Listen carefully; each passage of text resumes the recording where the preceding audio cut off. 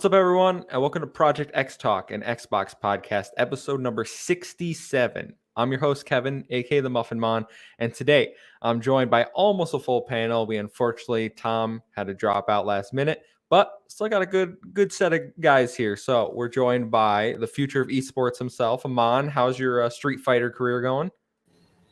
Bro, Street Fighter's going great. I got like seven games in, 1 win, 6 losses, smoothly so far. Injustice, though, I'm gonna talk more about that later. Oh, okay. Joining Amon is the AA man himself, Garrett. I know you broke your headset or something right before the show. That's why we're 5 minutes late. But what's going on, buddy?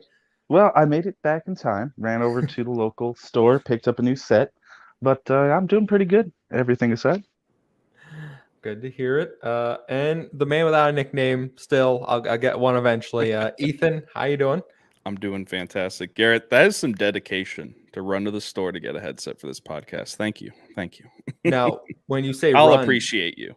When you say run, you better. Hobble over to my truck, go 160 through a small little mountain town, blow a red, drift into a parking spot. He risked his life to get here. Lady, give me some headsets. And then then she had to go to the back because it's a hardware store. It's a small town. All right. Well, guys, I'm glad everyone's doing right. But before we get into the show, we got some housekeeping. So remember, if you like the podcast, we're live every Thursday at 5 p.m. Eastern time right here on YouTube. We appreciate share, subscribe to the channel. If you like this kind of content, we're here every week. If you can't catch us live, we post every Friday morning at 9 a.m. Eastern time on all podcast services. And while you're over there, please drop us a review or a rating, whether it be Apple or Spotify. It really does help us grow.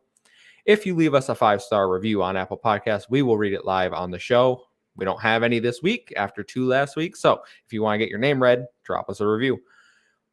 Patreon shout out. For those that don't know, we have a Patreon, and if you support us at any tier, you get your name read aloud. So thank you to Bucky Blue for supporting our show. Now the housekeeping's out of the way, guys. We're going to start the podcast, even though it's a big news week here. We start the week every week the same by going around the room asking one simple question, and that question is, what you playing? So, Ethan, what you playing? So I've been playing a lot of Nobody Saves the World. I picked that up when it came out, and I'm actually really liking it. The first 3 hours or so, it was starting to lose me. It was starting to get a little boring and stale. But once you start unlocking some of the mid-tier and end-game forms, it gets a lot more fun, and you can play around with a lot of the different move types. You can put move types on different characters. So I'm having a blast with that. Of course, playing some Halo Infinite, that new Cyberpunk pack. Week event or whatever came out. Nothing really interests me there, but you do it to do it. I don't really like attrition. It's not really a good. Yeah. I'm not a huge fan of that game type. I like it a lot. Is it just me, or is the visor slightly off? Oh, the visor's stupid. The visor looks ridiculous. Something's wrong with it, and they need to take it back. The only thing I wanted was the pink AR, and I got that on the second tier, so I'm not too worried. And then the other thing I've been playing actually today is Rainbow Six Extraction. I've been playing that all day before this podcast. It is a lot better than I had thought it would be. I did not go into it with high hopes. I was like, whatever, it's a Ubisoft project. It's going to be a Ubisoft FPS Rainbow Six title like Siege, but it's really fun. They have a really interesting mechanic with the different operators. You can go missing in action with these operators, and then the next mission you can go and try and save them. And then also they have health on the operators. So if you leave a match with low health, you can't use them anymore. So it forces you to choose different operators and play around with the different abilities that different operators have, which is really fun. And then also I was really worried going in online, playing with random people. It's actually pretty good so far. Nobody's been, just running and gunning and ruining everything for everybody, at least in my experience. I'm sure it's going to happen soon enough, but I'm excited to jump in with some of y'all whenever y'all decide to download it and play with me. But yeah, I'll probably be playing a lot more of that after this podcast. So I just have a question about Nobody Saves the World. Yeah. How many hours into it are you? I think 6 now, a little over 6 hours. Okay. Yeah, Cool, I'm having cool. a blast. Yeah, I agree with Mav in the chat. By the way, I love attrition. I've always liked this kind of what is it? It's kind of like search and destroy, where you can like revive teammates and stuff. I enjoy that. I think it's fun. I do think the achievement tied to it is nonsense, where you basically have to let your entire team die and then revive all of them. Yeah, that's one of the things I forgot to highlight is with the challenges attached to attrition, just the nature of the game type, you're not going to get as many kills as you would in a Team Slayer match or something like that. So your stats are going to be really low each match. Yet they're still asking me to get 20 assists in attrition. It's like, Jesus Christ, you want me to play this for 2.5 hours straight? I just don't want to do that. So, more issues from progression from Halo Infinite. What's new? But I'm trying to work through it. Aman, I'm going to jump to you next. What have you been playing? Oh, I've been playing, Injustice. I've been playing a shit ton of that, and I'm actually doing good at it. I've played 22 games. I've won 17, and I've lost 5. So I'm happy with that. So maybe sometime in the future, esports career, not too far off, But yeah, other than that, I've been playing Mass Effect Legendary Edition. Ooh, good choice. I think the first, I'm loving it, dude. Mass Effect 1 alone, I think it's a masterpiece. It's already in my top 3, and I'm halfway through the game. Wow, if you think 1 is a masterpiece, 2 is going to blow your socks off. I know, that's what I've been hearing about 2. Can't wait to play it. It's already, like, 1, I'm only halfway through, and it's already in my top 3. Like, that says it all. And yeah, that's all I've been playing this week. Mass Effect. Did you go FemShep or MaleShep? MaleShep. Okay. I told you last week, Soldier and oh right. Who's your romantic interest? Who are you gonna take Caden. Caden or Raiden? What was that guy's name?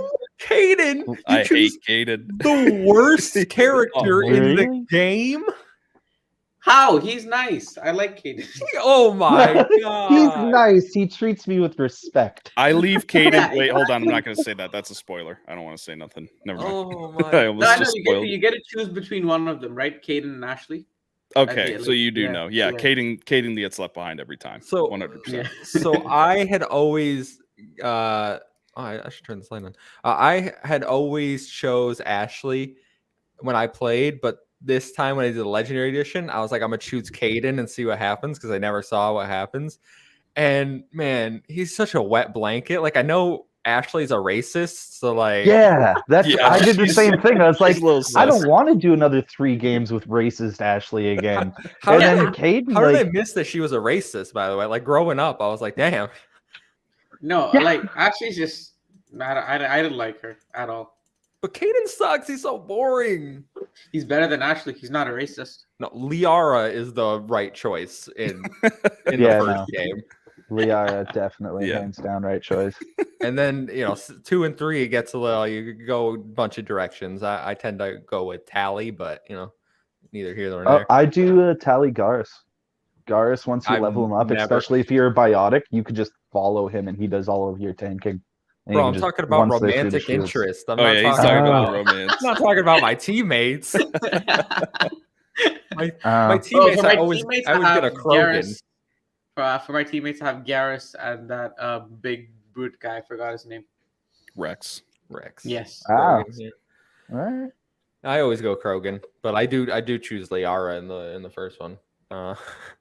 That's hilarious. You thought I meant squad mates? Nah, man. I was talking about who you going with. You know what I'm talking about. Garrett, what have you been playing? I played a little bit of Nobody Saves the World. I'm only like an hour in. Okay. I was just mainly screwing around, and other than that, like I know I was going to try to wait for the full release of Grounded, but I got sucked right back into that game. I'm going so hard. Yeah. What's in this new update? I saw people talking about it.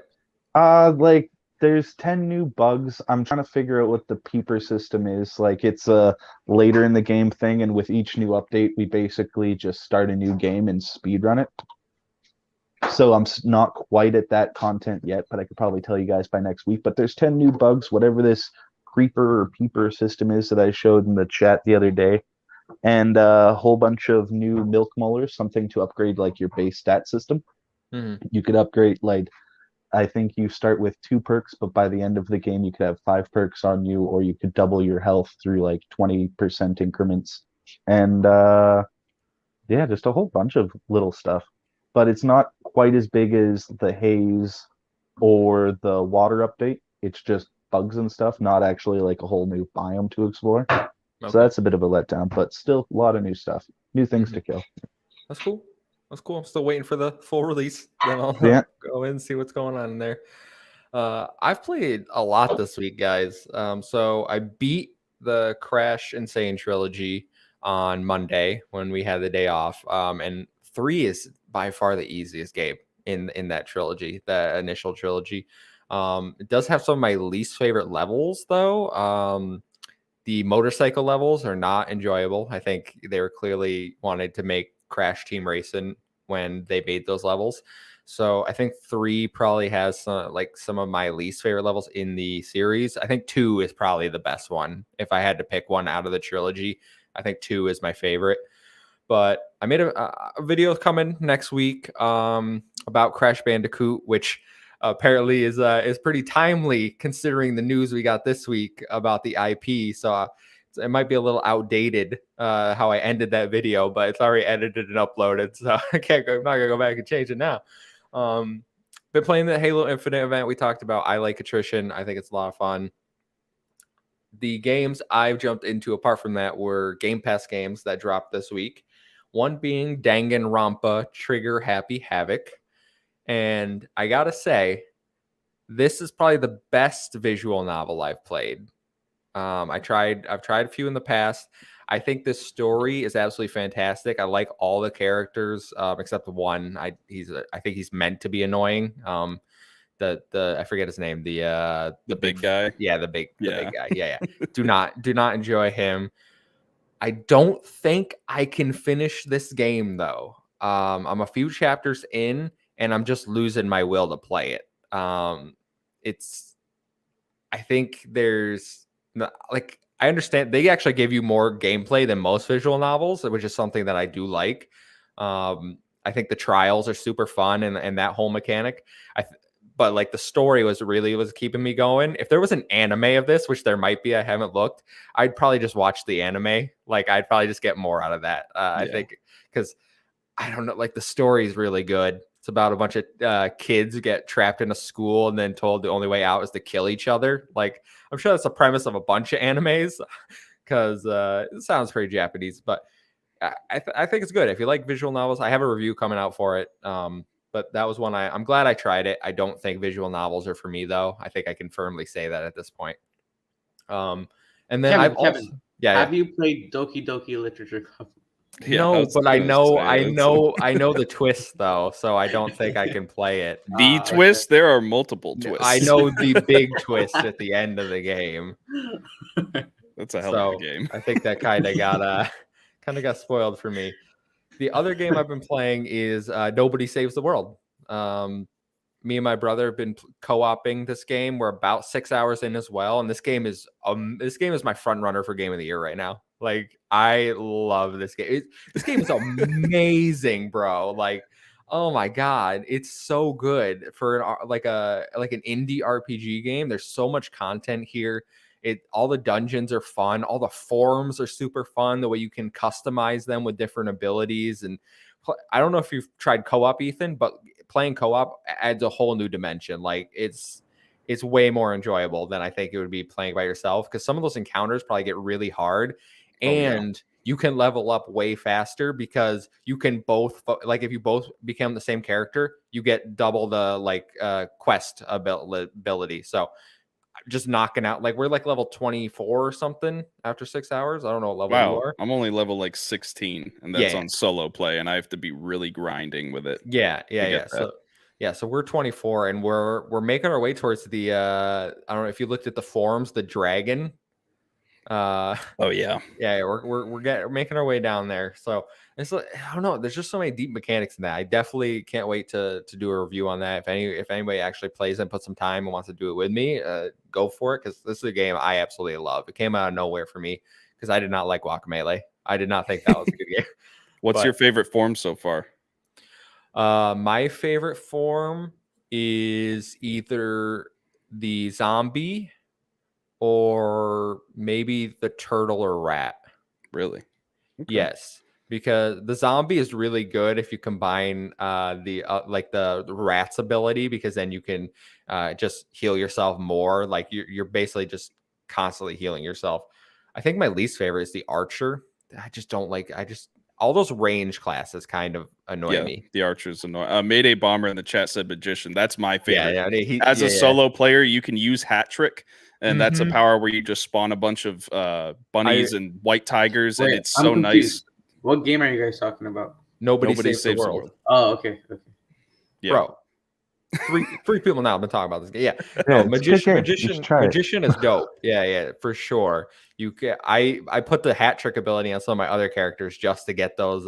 But like so I'm playing. My brother made a bomber likes the magician, and I play the zombie. So then he's summoning all the rabbits and tigers, and then I'm making zombies. That's So disgusting. It's a whole. It's like 20 something familiars with us, like going into battle. Like it makes That's broken. Yeah, it's so much fun, man. If you can find someone to play co-op with you, I highly recommend it. Okay. Because the game is way better co-op. Yeah. And then I tried. I was hoping Tom would be here. I started playing that Yu-Gi-Oh game. I did like one duel. I know it was free. I downloaded it. I don't really have much to say. It's Yu-Gi-Oh. I did the training duels too, man. I can't get into it after that because like it gave you like 1,000 points when you start the game, so you get like the booster packs, right? And you're like, okay, I could upgrade my deck a bit, and each one is like a paragraph in 2mm writing, and it's just like I've never gotten up and walked across my family room to read what was on the screen so many times in 5 minutes, and probably not my last 5 years of gaming. That's ridiculous. Bucky Blue says, Amon, I just played through it recently and I absolutely loved it. Plan on trying to get all the alternatives in it. Ethan was mortified that I was enjoying it so much. She was into Doki Doki Lit Club for sure. It is really immersive. Tom also really liked it. You get hooked in. No, like Kevin, when you said I wish Tom was here, I'm like, is he gonna say lawn mowing simulator? No, I'm not playing Lawn Mowing Simulator. I played the space trading Oregon Warlord game. Whatever. I saw that. My review is out for it now. Bucky got it on Patreon like a week before or a few days before everyone else, but I got all but one achievement in that game. All right, achievements. I put hours into that game. Decent. So tell me, what do you think about the trading system in that game, like the stock market? I don't like it. I thought it was fun. I don't like it either. I loved the chaos, how fast paced it was, how much you had to pay attention to what was popping up on the screen and grab stuff. So I kept paying off people. Yeah, paying off like every day. Well, like every day I'd pay off 2 of them. Like I would try to be like focus on minor things, like not mythic, and I'd pay off everyone but him. Same. Yeah. You and me had the same strat. And then I don't know if I'd misunderstood the stock market or something, because as I said in my review, I don't understand the real stock market. But I kept looking at the line, and I would invest in the ones that were going up. But then every time I did, you gotta buy on the dip. You gotta buy on the dip when it's buy going on down. The dip, sell on the high. You're doing the opposite. I don't know the stock market. Okay, don't make sense to me. Yeah. But no, my review's out for that. If you want my full thoughts on it, and she already gave me the February game. As long as that Patreon money keeps coming, I'll keep playing whatever game you want for that. I put that one on for you, Kevin. Did you? The one that it's a good one. I played I played like an hour this morning. And it's better than I thought. It? Spill the beans. Olija. Another Game Pass game. Very good game. Yeah. Yeah. So I'm gonna play that one. It's only a few hours long, so that's not like a big. It's quick. Yeah. I'm gonna play it, and it was better than I'm okay with it so far. So take the time to find secrets and all the collectibles and stuff. It's a really great experience. Yeah, we're gonna take some time with that, but that's all. Hold on, before we transition, I know we have a lot to talk about. I forgot to say one more thing. Okay. God of War on PC. I've been playing that. I don't know how I forgot to mention this. Absolutely incredible. I have not played this game before, and being able to experience for the first time on PC has been just an amazing experience. What a Have you video beat it yet? game. No, I'm about halfway through now. What an incredible video game. First of all, I'm sure everyone knows how good of a game it is. It came out in 2018. And just the visuals on PC, I mean, they did an incredible job with this port. So if you're a God of War fan and you can shell out I think it's $60 right now on Steam, or no, it's 50 bucks on Steam. If you can shell that out right now, I would definitely recommend picking it up. It is absolutely stunning. Yeah, shout out Nixus for that port. Yeah. Wonderful. You All wait right. for the ending. It's gonna blow your mind. I'm excited. Yeah. All right, guys, it's time for a segue. So grab a seat while I got some books and tell you this week's stories. I think it's just one big book this week. One big thesaurus. It's a giant book. So like $67.8 billion book. Story number 1. Xbox has announced the acquisition of Activision-Blizzard. In perhaps the biggest gaming story ever and costing a record-breaking $68.7 billion, Microsoft Gaming has announced their intent to acquire Activision-Blizzard King and all subsidiary studios. In an Xbox Wire post for Phil Spencer, CEO of Microsoft Gaming, he states, quote, "As a team, we're on a mission to extend the joy and community of gaming to everyone on the planet. As we pursue that mission, it is incredibly exciting to announce Microsoft has agreed to acquire Activision Blizzard." Guys, I just want initial reactions to start because there's I got parts to this story. I want initial reactions. Ethan, I kind of broke this to our Discord, but what was your right off the bat? How are you feeling? I felt like I was dreaming when I first saw that news. I remember it came right in the morning when I woke up. I looked at my phone. I saw like 30 Twitter notifications. I'm like, what the fuck is going on right now?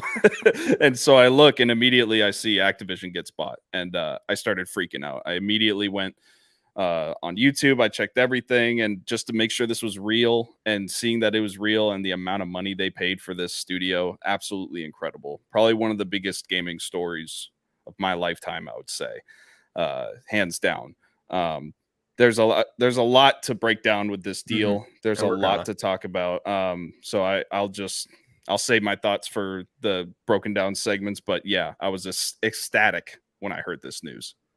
Aman, you were a little late to this one because we were all talking about it for like an hour or two, and we were like, "Where is he? Why is he not?" Then like 2 hours later, you just see, oh shit!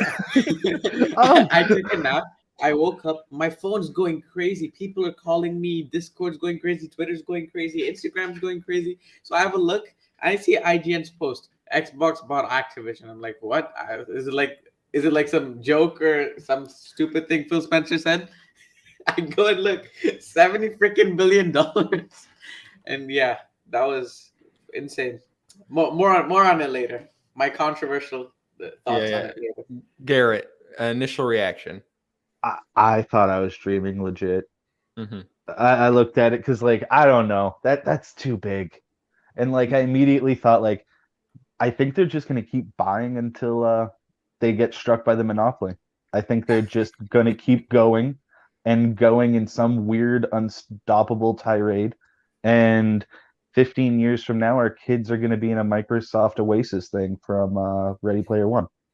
They're buying up all the intellectual property right now. You're watching the founding of it. That's, I know some people are dreading that, and we'll certainly get into consolidation. I love the fact Tom manifested this. This was he was just as a joke. It was just no, it's going to be Activision Blizzard.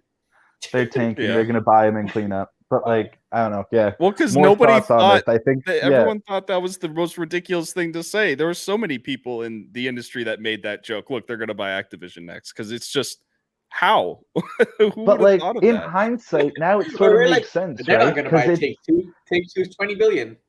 But Activision Blizzard, with all due respect, is their biggest prove it moment ever, right? Because in a way, they're literally buying their old own culture and saying we can improve it. Because Xbox years ago wasn't a shining, or whatever, to some people it's still definitely not shining, company that it is today with pumping out content, right? And it's just this is probably their biggest prove it moment that I've seen. It's just like, it's impressive, but it's a huge make or break. Yeah. So Because if they tank this, we're going back 5 years. Just saying that. So my initial reaction was this broke in the 5-minute drive I have from my apartment to where I work. This broke during that 5-minute drive because I left my house and got to Twitter. And the first thing I see was, I think it was Mr. Badbit being like, oh, Bobby Kotick just gets out of this for free or something along those lines. Joe, if you ever listen, I'm not trying to misquote you, but I understand what you're saying. So I was like, what's going on? I scroll down and then I eventually see the Xbox Wire post. And it was like a whole day of me just like shaking, being like, what? I still can't believe, like, same reaction I had when they acquired Bethesda. Like, this is crazy. This is unbelievably huge. But guys, there's more to the story. So I'm gonna keep reading here.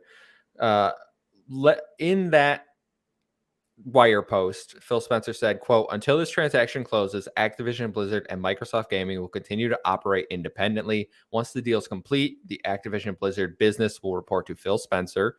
He said me, but I had to say Phil Spencer because it wouldn't make sense if I said me. Upon close, we will offer as many Activision-Blizzard games as we can within Xbox Game Pass and PC Game Pass, both new titles and games from Activision-Blizzard's incredible catalog.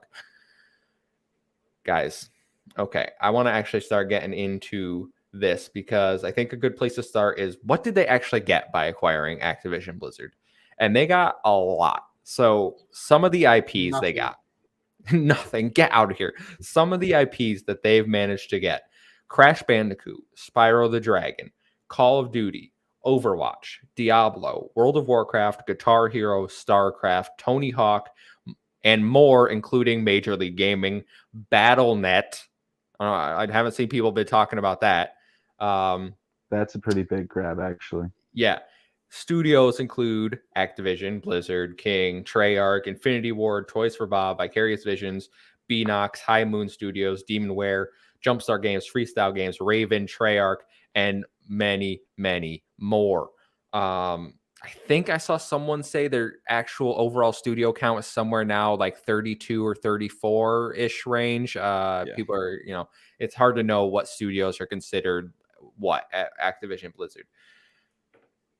Guys, that's an incredible amount of talent and IPs that we got there. But I know Amon doesn't think so. So I'm gonna open. I think it's a waste of $70 billion. For $70 billion, Microsoft could have bought a whole of WB Games and all their IP.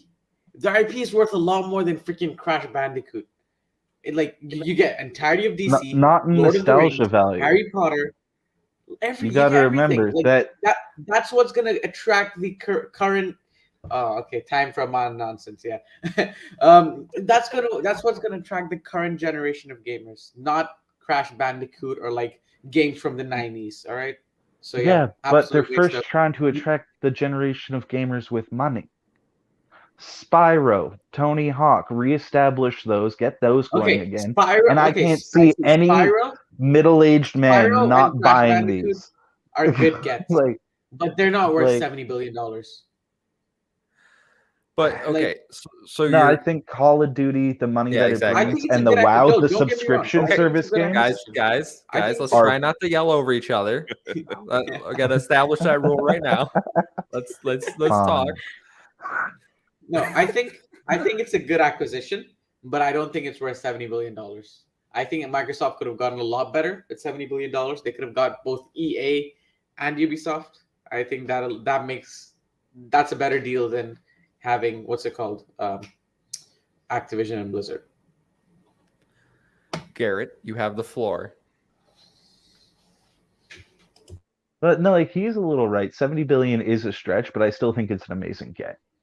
Mm-hmm. Right? Don't get me wrong. But with the money that is already coming in, Bethesda didn't come in with a bankroll of Warzone and WoW, right?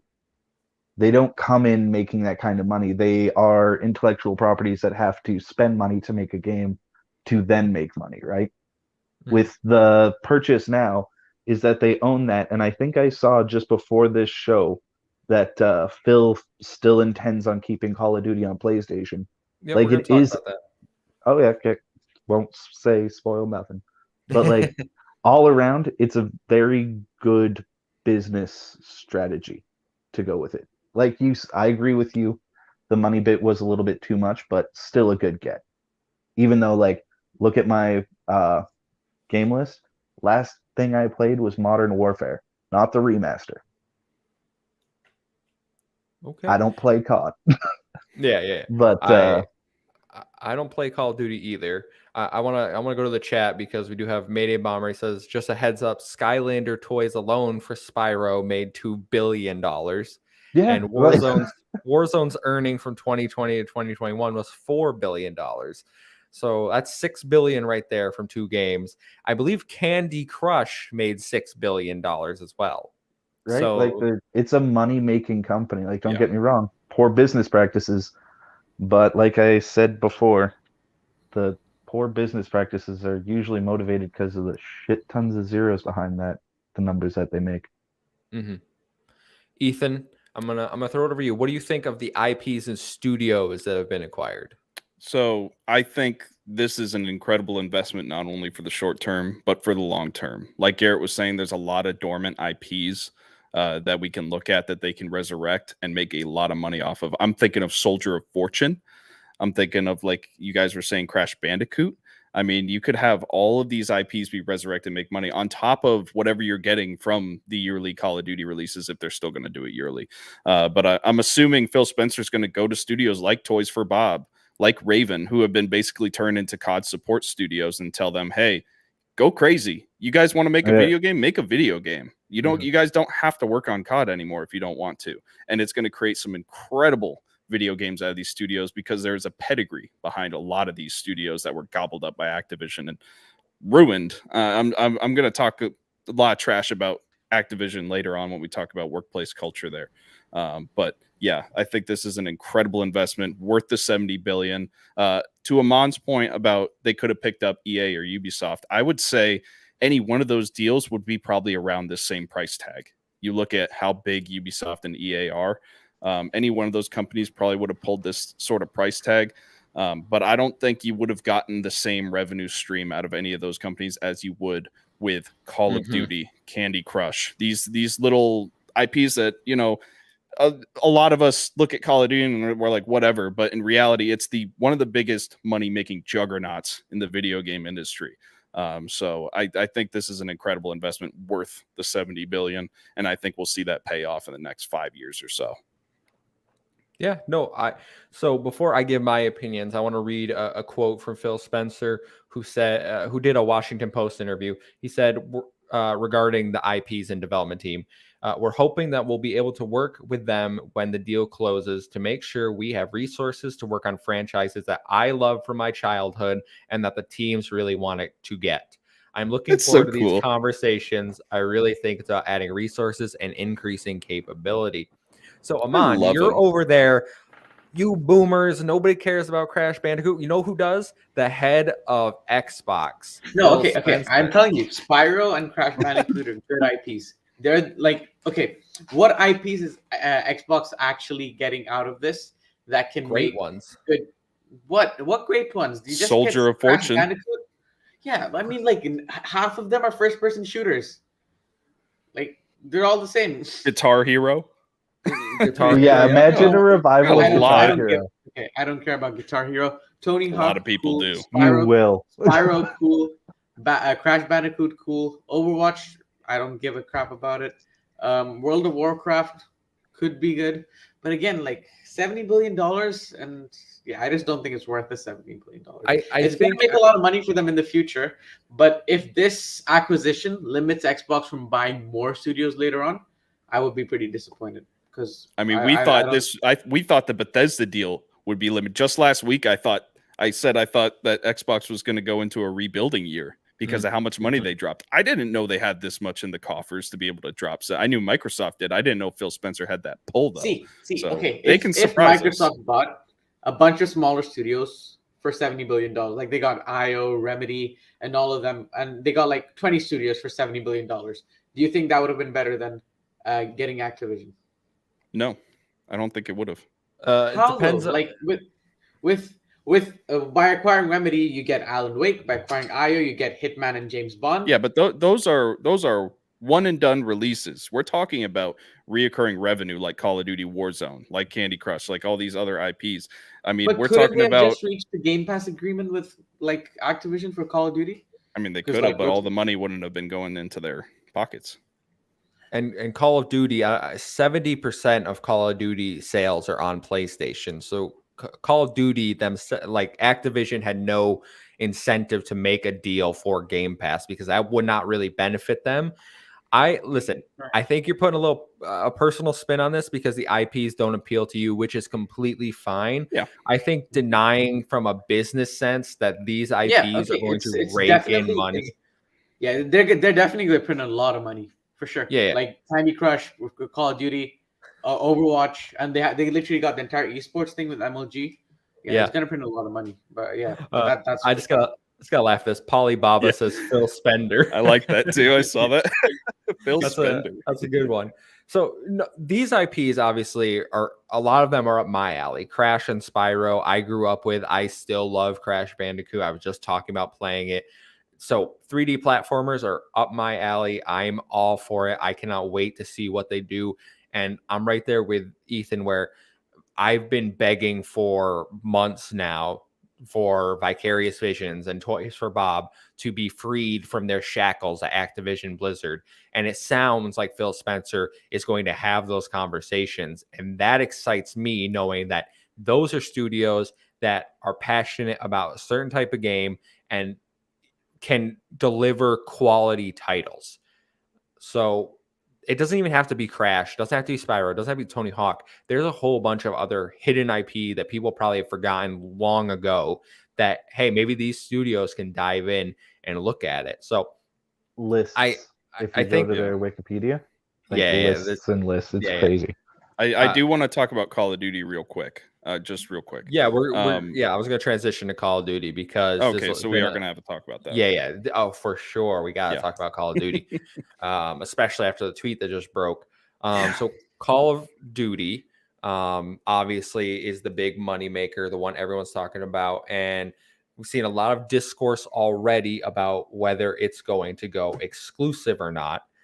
And I just, if you had asked me yesterday, I said 100% the future Call of Duty games are going to be exclusive to Xbox and PC. They're not going to be on PlayStation. PlayStation will have Warzone and existing games, but everything else, no.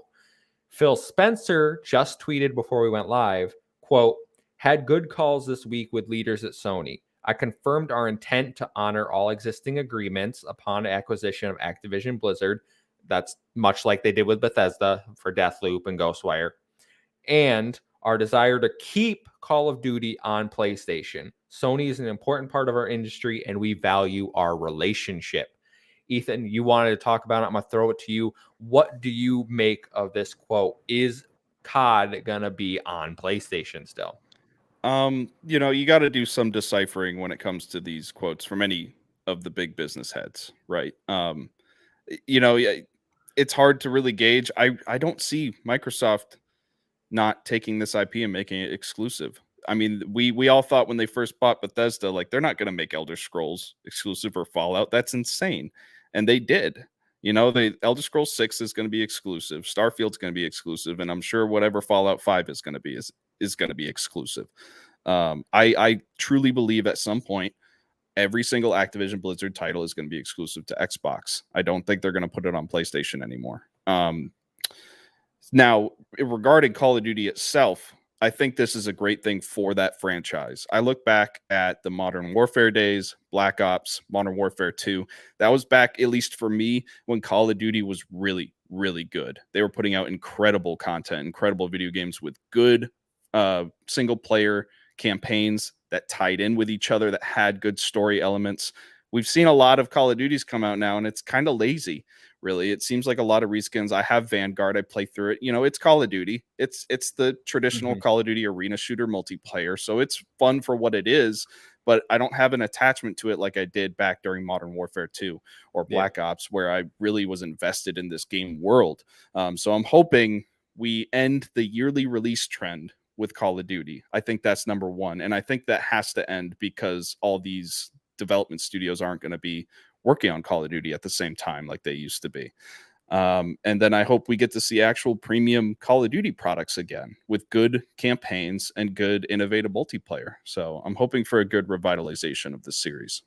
So you're still firmly in the camp that Call of Duty will eventually be exclusive to Xbox. I'm going to say this, and I'm going to credit Paris Lilly with this. He's another video game journalist. If you guys are not familiar with Paris Lilly, go check him out. He's always on the Kind of Funny Xcast. He said back during the Bethesda deal, but now also with this one, you do not spend $70 billion of your money and not make your games exclusive. You'd be insane to do it. So I don't see it being on PlayStation past 2024, maybe. I'm assuming contracts go out a little farther than 2023 when this acquisition is supposed to go through.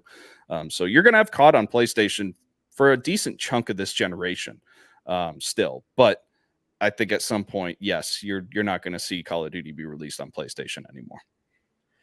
Garrett, I want to throw the conversation over you talking exclusivity. We just heard from Phil Spencer about Call of Duty in that tweet.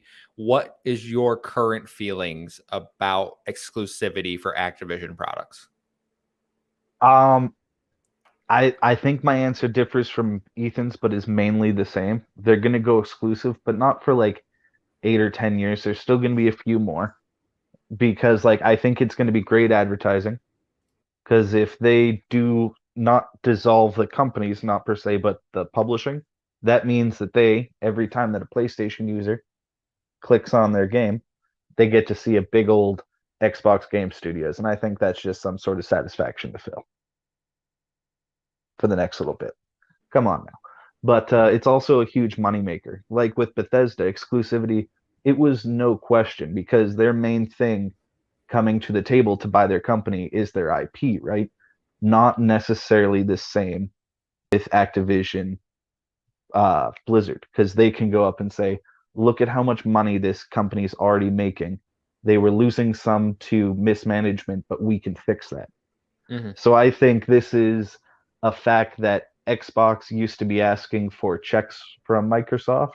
Now I think they're just going to be paying in their yearly bit like the rest of the divisions of Microsoft do. I think they're mainly going to be standing on their own 2 feet after this pays itself off. Okay. And at that point, it'll go exclusive. But yeah. Okay. You're thinking once they recoup all their money, then once they recoup, then they'll go exclusive. But it won't be like the Bethesda thing and be like paid off in a couple months. Yeah. It's gonna take a bit because I think there's gonna be some more acquisitions before then that'll slow it down. Aman, what do you think about exclusivity? I think the wording in the tweet Phil Spencer put out is very, very important. By Call of Duty, he could just mean Warzone, or it could mean by like COD multiplayer and Warzone would come out on PlayStation, but the campaign would be exclusive to Xbox. That could also be a thing. But yeah, I think there's going to be rumors floating all around. People were saying, oh, Elder Scrolls not going to be exclusive. But yes, I definitely think at some point COD will be fully exclusive to Xbox. It could be when they recoup all their money. But I think they can like recoup all their money through like Candy Crush alone. Candy Crush and Overwatch alone. They don't really need to do it through COD. If they do it through COD, it'll just speed up the process. But yeah, I think anything can happen really. The wording is really important because they're not really allowed to say much about the acquisition until the deal is fully done. So, they literally can't say anything about it until just like with Bethesda. Yeah. So he was like, instead of saying intent, he said desire. Yeah, to put it. It could mean I saw Luke Lore put a tweet out. It could be Xbox is getting Spider-Man. Activision did make Spider-Man games, and Microsoft gives them COD in return. It could be a whole host of things. We obviously won't know until it's actually complete. I'm kind of in your boat, Aman, where I think the wording of Phil's tweet was very intentional. The word desire does not mean guarantee that PlayStation will continue to get Call of Duty, and Call of Duty, instead of like referencing, specific games or future titles, or it could mean Warzone. It could simply mean we're going to keep Warzone like we did with Minecraft on everything. So if anything, this just puts some doubt in my mind as I was telling everyone this morning on Reddit and social media, hey, these are going to be exclusive. Like, you're just going to have to accept that. You're doing the same thing you did with Bethesda where everyone's in denial. But now I'm like, I'm not 100% confident in that comment. I cannot firmly say. This is another power move by Microsoft. They grabbed Sony by the neck and they're like, if you take another Final Fantasy away from us, we're taking COD back. That could literally be it. I think it's just a power move. Stop making the third-party deals. It's very possible. It's very possible. One thing for Call of Duty specifically, we know they've had a relationship with PlayStation now for a while, exclusive modes and maps, and that's dead in the water for sure. They're not getting exclusive stuff anymore. That is one thing we know. In terms of everything besides Call of Duty, the IPs that are not Call of Duty exclusivity, I think those are exclusive. I think, and I think it was Mayday Bomber up at the top, who said, could we see a deal similar to Banjo on Switch with Crash and Spyro, which would be crazy considering they were the faces of PlayStation? It's possible that they recognize, hey, those were PlayStation's mascots, and they're like, we're gonna need some sort of deal for you to get their next titles. I'm completely fine if they go exclusive. I'm honestly, to be clear, I'm completely fine with either option because I'm getting it on Game Pass and I have all the consoles. This does not affect me in the slightest. But I understand there are people out there that don't have all the consoles. I just want people to be prepared that the next Crash Bandicoot game, the next Spyro game, the next whatever could and very well could be exclusive to Xbox. It will be 100%.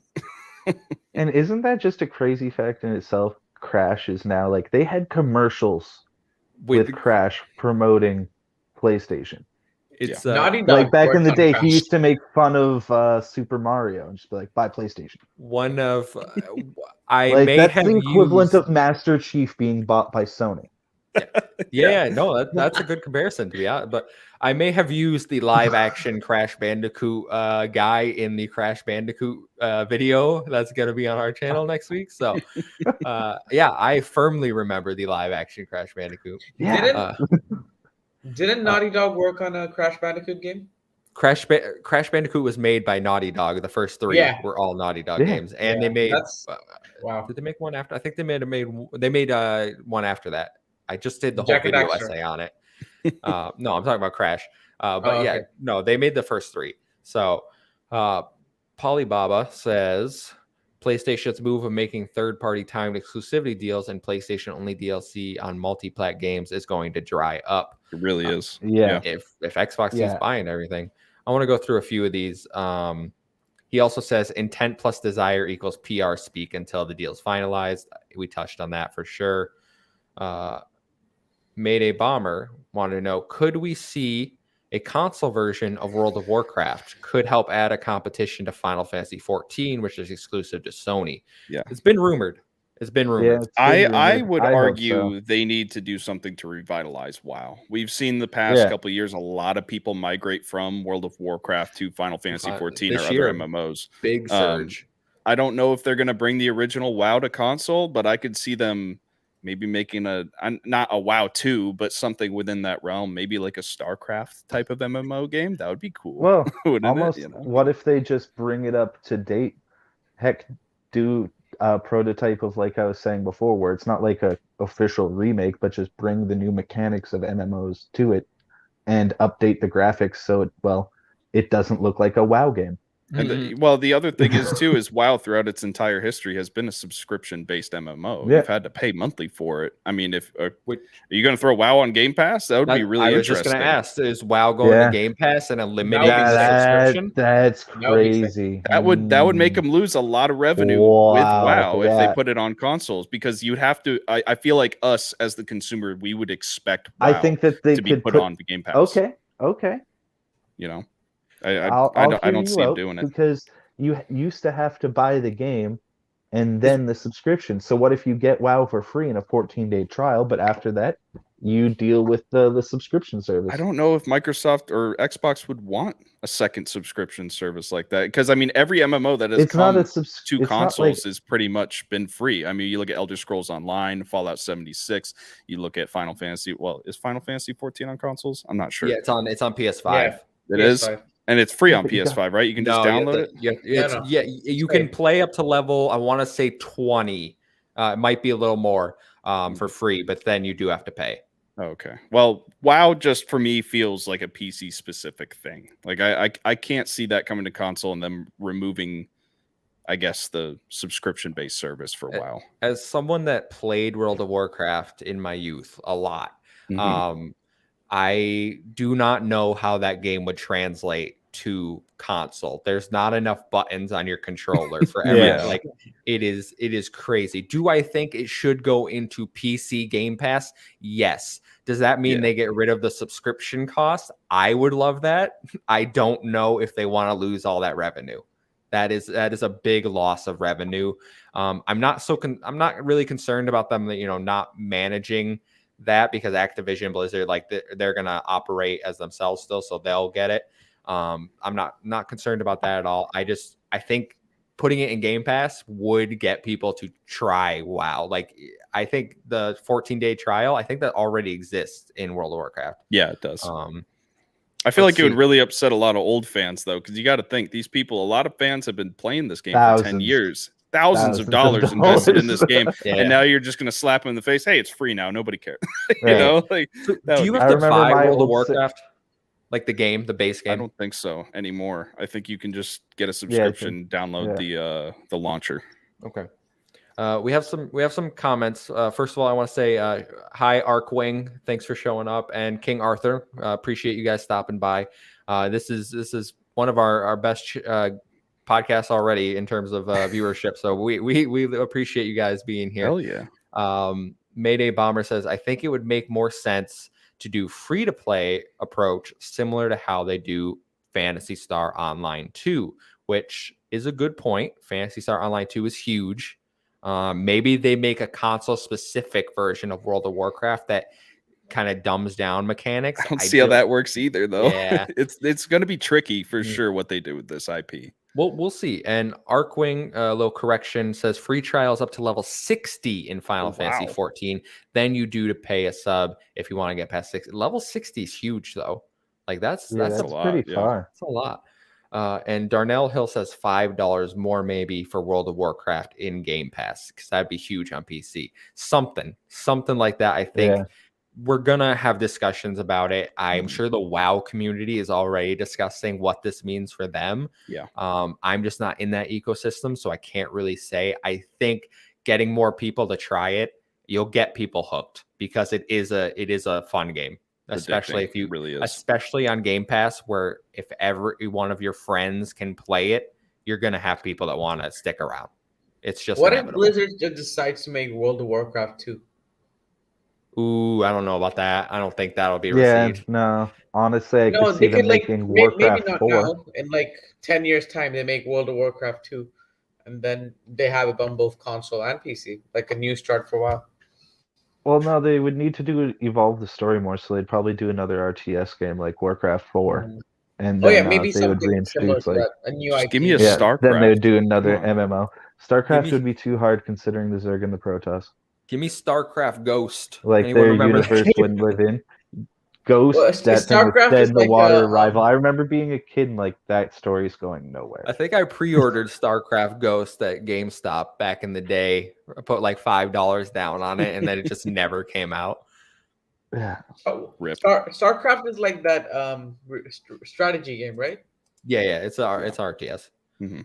Which Yeah. the main thing I think I is think StarCraft Ghost would be really cool. I just said that. Like Oh my coalition, yeah, coalition making StarCraft Ghost. Yeah, it'd be Thank you. dope. But I think Blizzard, because they do lean more the PC side, we know Xbox has the approach of putting everything on PC and Xbox, so I am curious to know like what Blizzard games are gonna make their way over to console. Hearthstone, is that on consoles yet? Yeah, Because if not, I'm pretty I sure think it it is. is. it Yeah, is okay. I want to say yes. Okay, because if not, that would be my first one. And But like they had the original StarCraft on N64, so like they have done stuff in the past. mm, I remember that. yeah, but we've seen like what Halo Wars, they've shown that they can get RTS games over to console and do it Right. well. And there's the Age of Empires rumors that that's going to get a console version. So Ooh, I'm so I excited. I would love if StarCraft came over to console. Oh, I think that'd be Hearthstone is awesome. not on consoles. It's That- only on desktop 100%. and apps. 100% coming to console. That is Yeah. an easy win. They It'll come. port that over, no problem. Even Candy Crush. I think Candy Crush is coming to console as well.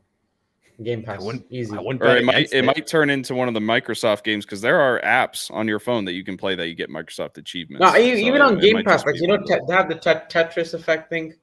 Yeah, Candy Crush could be. Yeah. for sure. Yo, what up, Crazy Lou Gaming Louie. in the house? Thanks for stopping by, guys.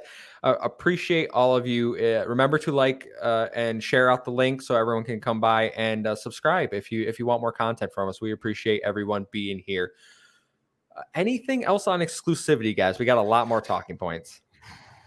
Not that I can think of. Oh, King Arthur. Now it would be a great time to add mouse keyboard functionality to Series X and S if they'll bring WoW to console. I know Wouldn't some that be games. Yeah, support that it. would be. Yeah, that would be great. That Some- would change the game. Yeah, that that would would make the port change- easy. Do I mean, it in a to heartbeat. Play Halo Infinite on mouse and keyboard through the Xbox. That'd be pretty cool. Oh, buddy, go nutty. I might be able to keep up with you guys then. You're kidding. No, I'm not. Not going 2-20 over there. Crazy Lou, Amon, you're back. Awesome. We got a fan. I think you know Crazy Lou from Mavs community, right, Amon? Yeah, I'm familiar with him. I also saw him on Boom's podcast a couple of times. Yep. Oh yeah, he got on Boom's. I'm gonna be on Boom's show in a few weeks here. So you beat me to it, Crazy Lou. Way to go. We need therapy. Thanks for stopping by. Hey, what a time, huh? What a time indeed. All right, guys. Exclusivity talk over. Next, obviously, we've done nothing but crap all over Activision Blizzard for the last year. So why change now? Because there is a big issue of workplace discrimination, sexual harassment in those studios. And Microsoft is taking on a lot of legal issues by acquiring them. There's no ifs, ands, or buts, no way around it. Their lawyers are going to have to show up and take care of some stuff.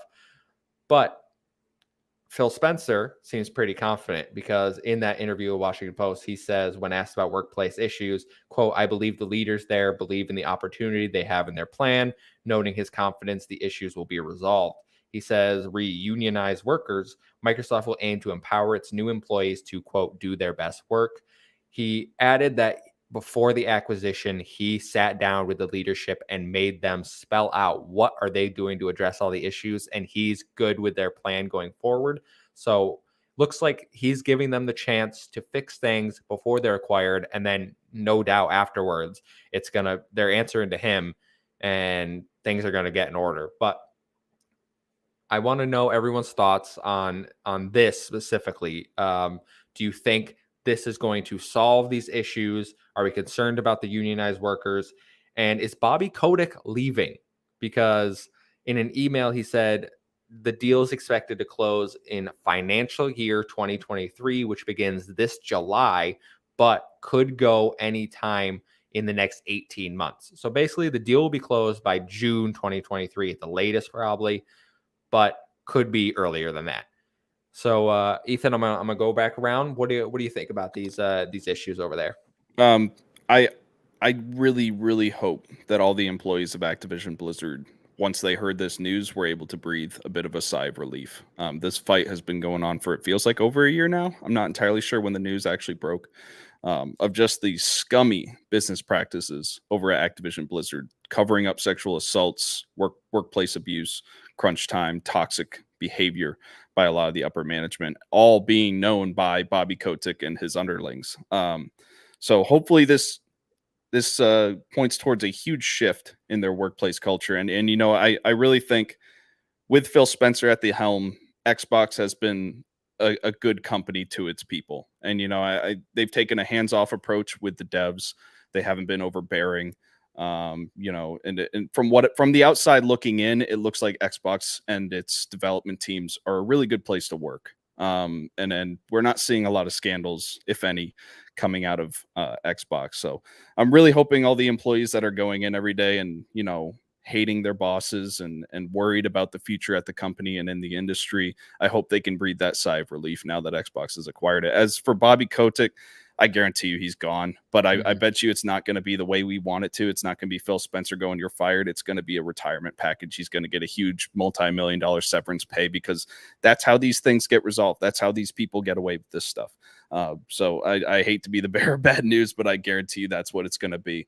But I don't see Bobby Kotick staying with the company in the future. And, all these studios can hopefully move past this really dark point in its history, and Xbox can clean up this culture issue that they have. Yeah, I know. Regarding I'll get to you in a second, I just wanted to throw this in. I know regarding Bobby Kotick, there was back and forth on Monday. He's staying, he's not staying, from different news outlets saying it seems like he's not staying after the deal's complete.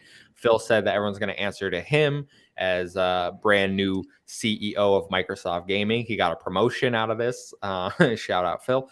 But yeah, I think he's gone, and someone did do the math based on how much they're being acquired for. I believe he is set to make around $300 million when he leaves. Yeah. So it is definitely a golden parachute. I think Phil Spencer was very deliberate during that press release where he said they will report to me as CEO. I think that was a very deliberate thing that he put in there, saying but not saying that Bobby Kotick's done here. Mm-hmm. Aman, I'm gonna throw it to you now. Yeah, I was about to say the $300 million figure of what Bobby Kotick will be getting. It's unfortunate, but whatever gets him out of there at this point. Obviously, the most important thing I'm looking forward to out of this acquisition is creative freedom for these teams, making new IPs specifically. I really hope to see more of that. And yeah, I'm pretty sure all the employees were celebrating after the news of hearing this, because Xbox has been very vocal about creative freedom for their internal studios. And yeah, I think it's a win-win for both Activision and Xbox. It's like Phil Spencer is literally going to restructure the entire company, change how it is. And Call of Duty hopefully ditches the yearly release schedule, 2 to 3 years.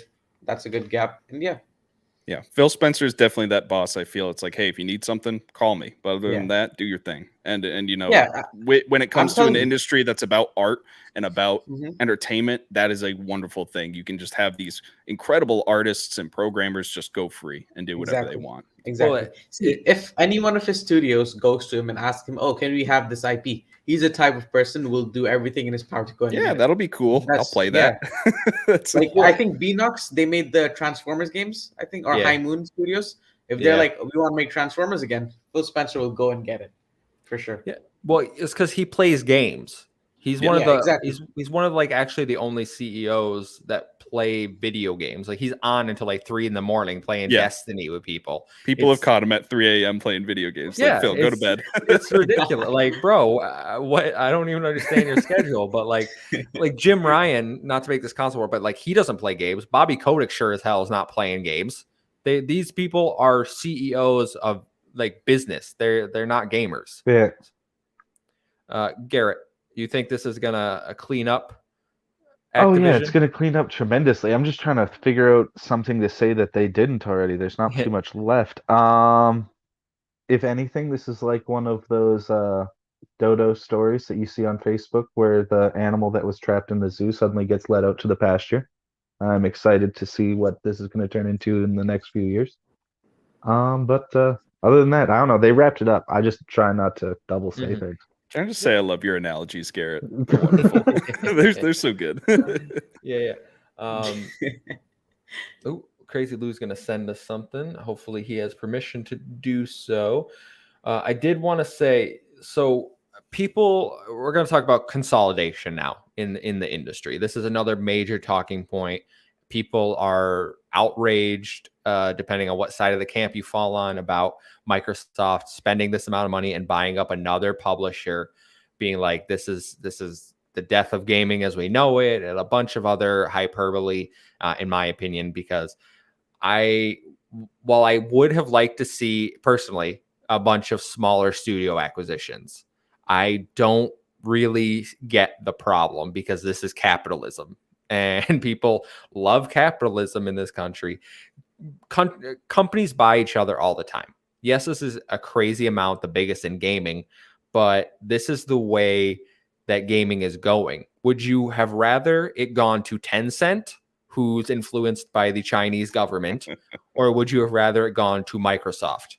I know which one I'm picking, because it's not a hard choice. So even with, after the deal closes, Microsoft is still third in gaming revenue, behind Sony and behind Tencent. So even without this publisher, which now we know maybe they'll get Activision-Blizzard games still over on PlayStation, so they really won't be hurting all that mad. PlayStation's still going to make more gaming revenue than Xbox at the time. And Tencent owns like 300 studios, so they're raking in cash all they want. But we know, after came out today, I think Bobby Kotick did an interview, I want to say with Kotaku it was, that it was actually, he was shopping around Activision. He went to EA, he went to Tencent, and was like, I think he also went to Amazon, if I remember correctly, and Google, and was like, guys, do you want to buy us? Because we're looking to be bought. And that was after he said he considered buying magazines to change their image. But yeah, consolidation, guys. Are people overreacting? What do you think, Garrett? I'm gonna throw it to you first, because you didn't have much to say on the last one. I want to get your thoughts. Okay, so we're talking about just when Xbox will stop, No, or like in a nutshell. Yeah, consolidation as a whole in the industry. Is it bad that like Microsoft keeps buying people? Are people overreacting? You know, I think it's like, in essence, we've been taught and we've had life lessons. Yes, instinctually this is bad, but when you actually put the pen to the paper about the way that people are basically privatizing the internet, I would like all of my games in more or less one place by the end of this dust settling of the internet Wild West. Like, let's be real here. We've been told our entire lives consolidation is bad and evil and corrupt. But as long as they're not having these huge price gouging things when we're not paying $30, $40 that we see in their horror films, I don't think it's that bad of a thing at the end of the day. And on like a little side note, I don't think Xbox is anywhere near done. They're going to stop once they get told by whatever government rep tells them to stop by the end of this whole thing.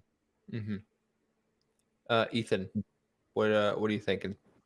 So I completely understand where people are coming from, being worried about this, especially if you're a PlayStation player or an exclusive PlayStation player.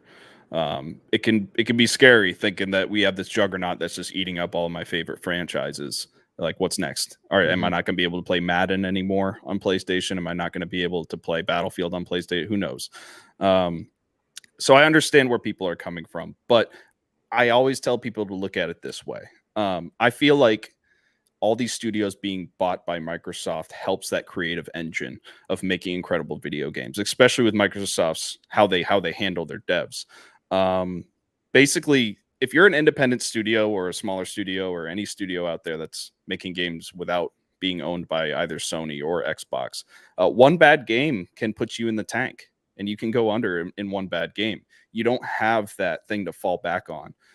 When you're bought by a corporation such as Sony, Tencent, Microsoft, whoever it may be, you have that thing to fall back on. It gives you more the ability to work on games longer, first of all, because you're not feeling rushed to push out a product so that you can actually make some money this year. It just helps with that creative process when you're developing a video game, and it gives people more time. So I think this is nothing but a good thing. Like I said, I understand where people are coming from, and I think there could be a point where it gets to where you go, okay, this is getting weird. I don't know if I like this, but I don't think we're anywhere near that point. And I don't think we'll be at that point for a while. So overall, I think this is a good thing for these studios and for the video game industry. Come on. Yep, I echo both of the thoughts on this. Okay. I wanna bring in thank you, Crazy Lou, for the DM, because he adds a little more context. So this is an interview with GamesBeat, and he was asked, Bobby Kotick was asked, why did you do the deal? Why is this a good time to sell, and why is it a good price? Bobby Kotick said, the most important is, it's funny. You and I were talking about AI last time. As you look at the increased competition between Tencent and NetEase and Sony, and now you have Google, Amazon, Apple, Facebook, Microsoft, and Netflix, we are looking at over the course of the next couple of years and starting to realize we need thousands of people to be able to execute against our production plans. We need them in disciplines like AI and machine learning, or in data analytics, or in purpose-built cloud and cybersecurity that we don't have. And that competition for that talent is expensive and really hard to come by. Also, so as we're starting to think about all these skills that we need, that we don't have, and that were really necessary, we realized that we should be thinking about ways to get that talent. This was an acknowledgement and recognition. And then Satya and Phil and I had conversations over many, many years of bigger things that we could do together. So when Phil called, it happened to be at a time when we were ready to start our long range planning process and realizing that these were going to be issues and challenges. We had the discussion. Phil and I know each other well, and we have a great relationship, and the company has a great relationship. When you start to think about the skills we need, all the resources we need, and what they have, it made a lot of sense. So sounds to me like another reason they wanted to sell was because Microsoft's tech side, not the gaming side, their cloud, cybersecurity, all these things apparently were of interest to Activision. And they were like, instead of hiring people ourselves, spending millions and billions of dollars to build these departments, build these divisions to get the right people in, why don't we just have someone buy us that has all this and bring our plans to them? Which I don't know how much of that is PR nonsense and him just trying to spin it so it looks like, hey guys, I'm trying to do this for my studio. Let's go. I don't know how much that is, but I think it makes a lot of sense from what he did say.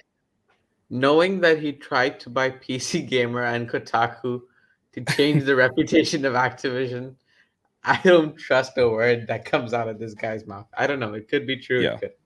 I think it's a mix of truth and fallacy. Obviously, I think he saw the writing on the wall that the future of gaming is not going to be very affordable for an independent company like his.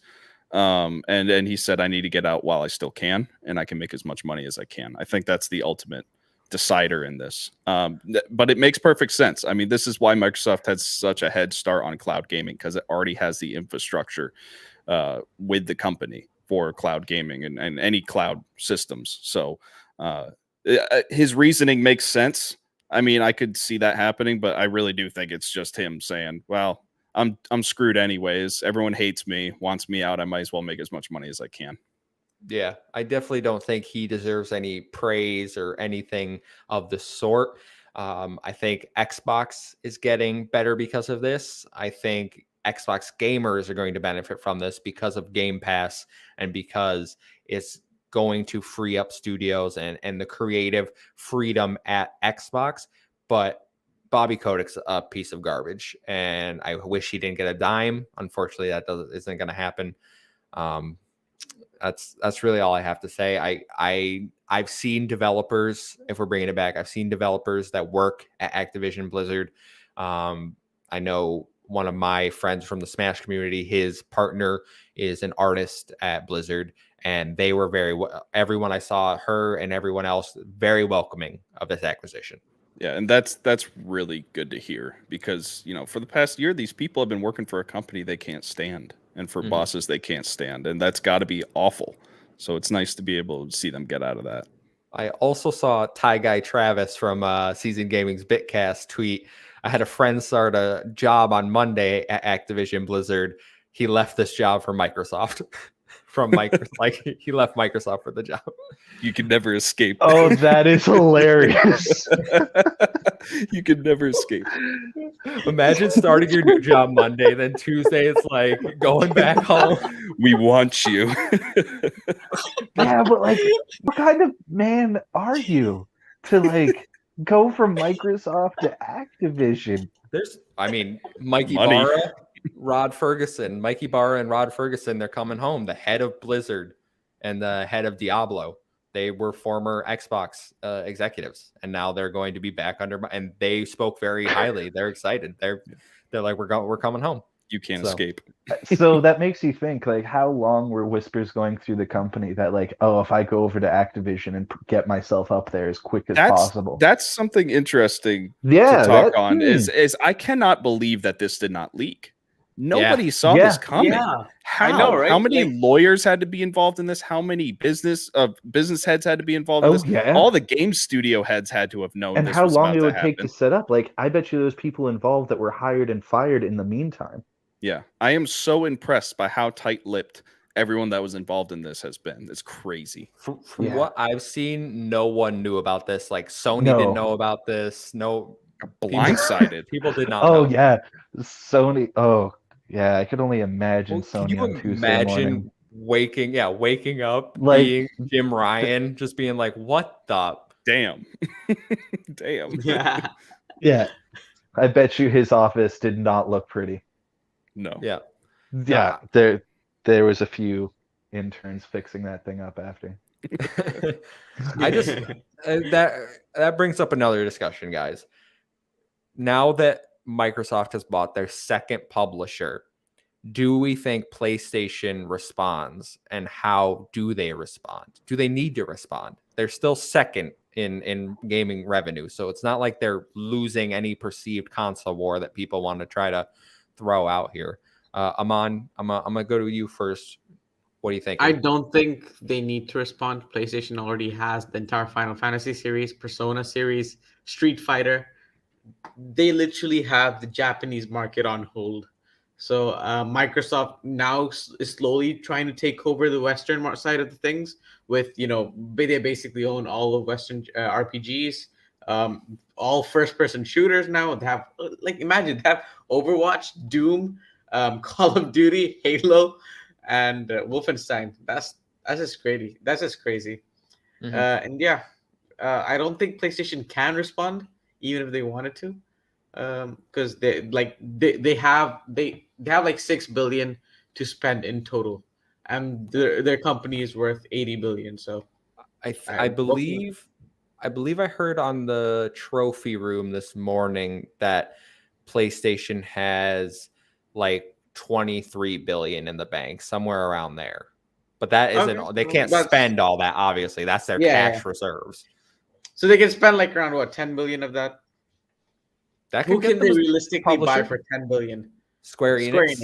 Square Enix, yeah, probably. I mean, Ethan, why would they Oh. buy Square Enix though? They basically have all of Square Enix's they have them games. on lock already. Yeah. They don't need to spend the money. Yeah. Like Ethan, Forspoken, Final Fantasy, it's all Yeah. there. Forspoken. Ethan, what do you think? PlayStation needs to respond? I don't know if they necessarily need to. They don't have as many first-party titles that are going to be published on their platform as Xbox, but the first-party titles that they do have a very dedicated audience, and they're very good. We Mhm. look at God of War, Horizon, Gran Spider-Man. Turismo, Spider-Man. There's a lot of first-party games on PlayStation that are really, really good. So they're still a competitor. I mean, this by no means blows them out of the water. Do I think they're going to do something to respond directly? I think they've probably been looking into buying more studios the last couple of years. I don't think this is changing anything in their trajectory. I think they were already planning on starting to buy up some studios, seeing where Microsoft is going with it. I wouldn't be surprised if you see some acquisitions this year, but I don't think it would have been a direct response to this. I don't see this as world changing for Sony. They have their little part of the gaming world that they've carved out, and they're still doing a great job at it. Mm-hmm. Garrett. I think they should respond, Okay. but I don't think they can, based off of just like their business model. They might buy a few more small game developers, but nothing of this size. Okay.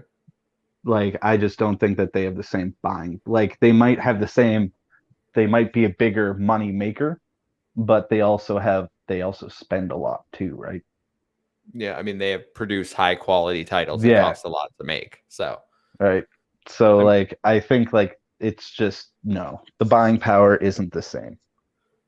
yeah, I think I'm in alignment with you guys. I think Sony needs to respond, but I don't think that means go out and buy a publisher, because I don't think that fits their business strategy. They like to nurture relationships and buy studios, which is what I thought Xbox was going to do this year, and now apparently they're like, screw you, Kevin, we're buying Activision. But yeah, I think Sony will see some more acquisitions this year of teams that they have relationships with already.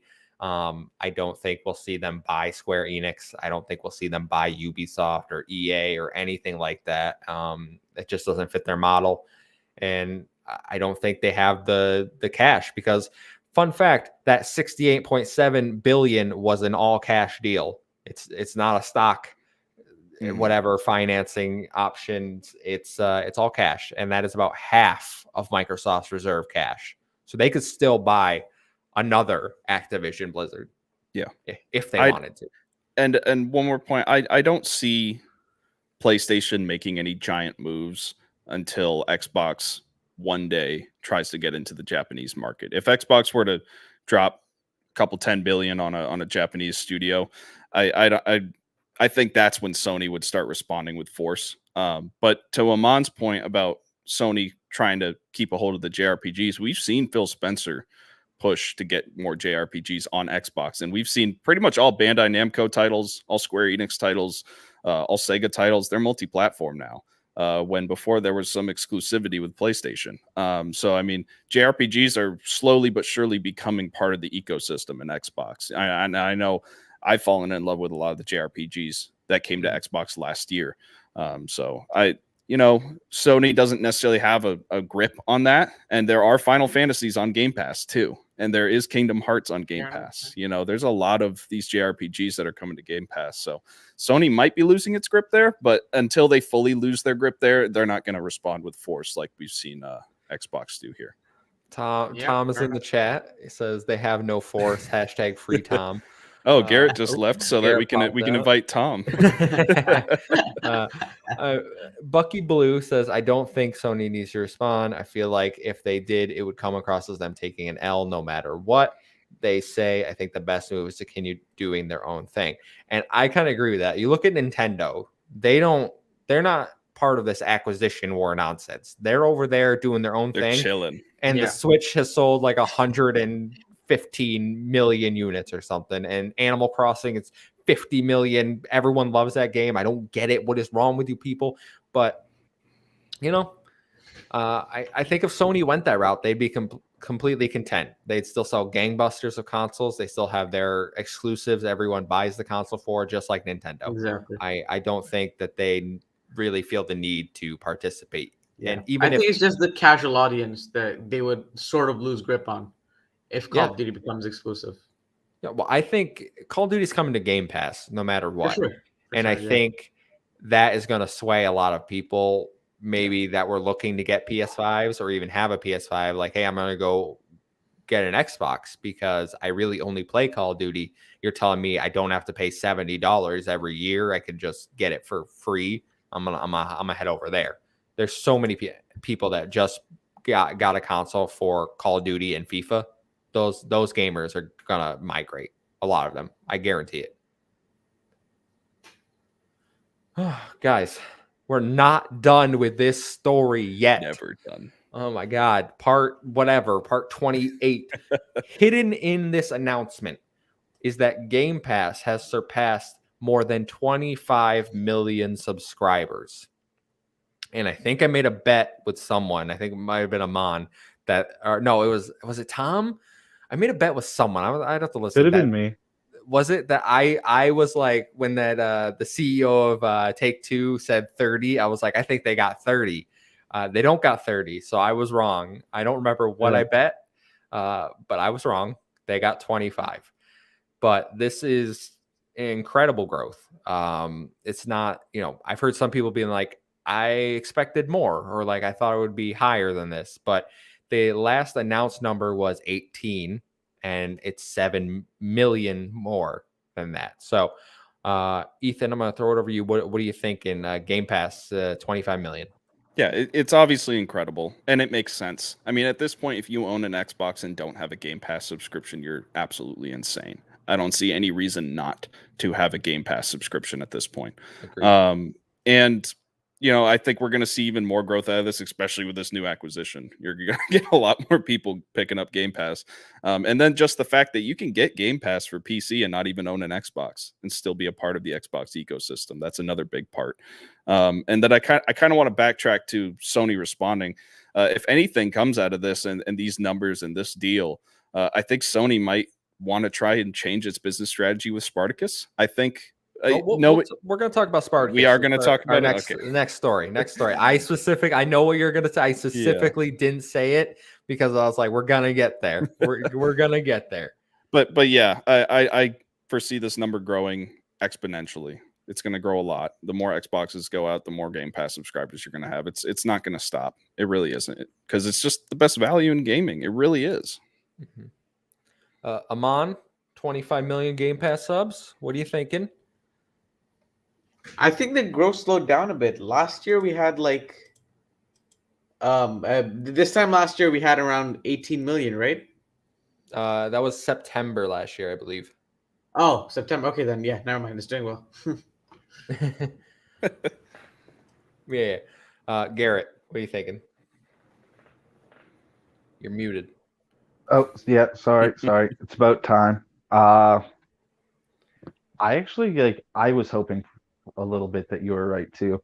I was hoping that would be like 35 million subscribers, but no, but still that's a staggering number. I'm wondering if it's concurrent people every month they're solidly hitting the 25 million, or if it's like peak, because that could be a big difference. Mm-hmm. I'm not sure.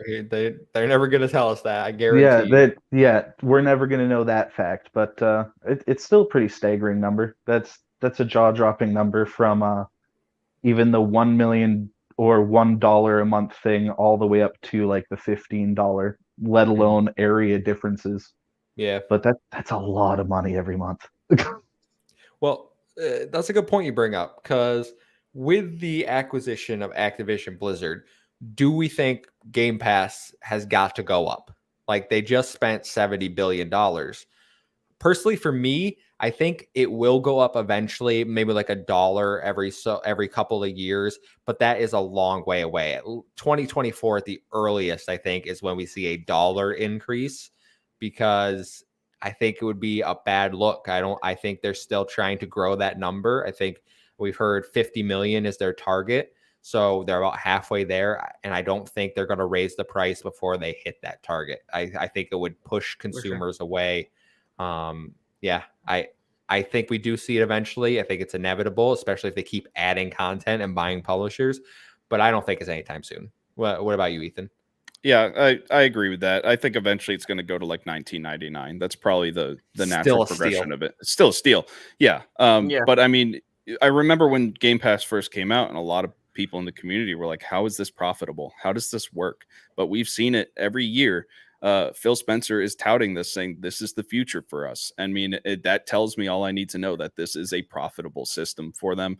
It's profitable for the developers. It's profitable for the publishers and Xbox. So I don't see it going up crazy, but it probably an extra $5 eventually as they start acquiring more studios, which this is not the end. So, Amon.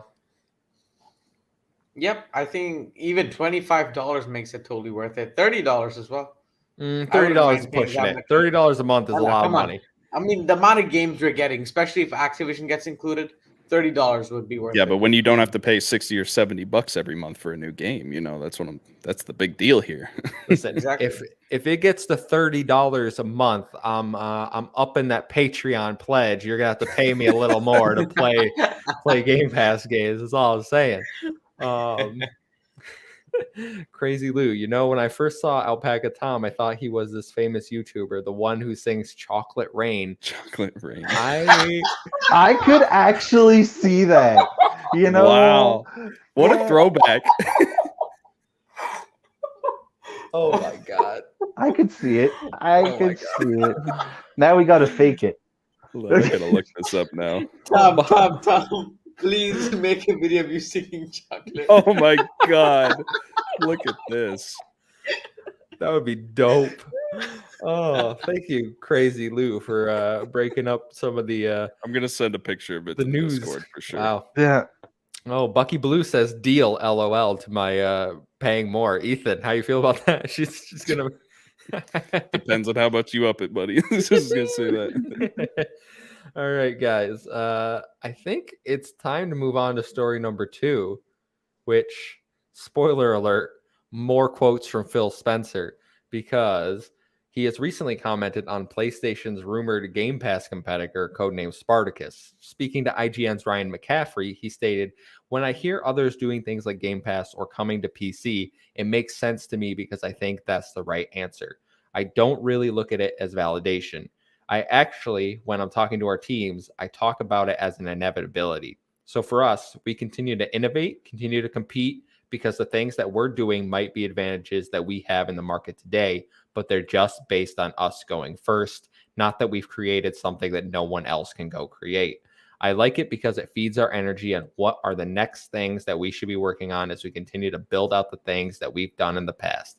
Because I think the right answer is to ship great games, ship them on PC, ship them on console, ship them on cloud, make them available day one in the subscription, and I expect that's what our competitor will do."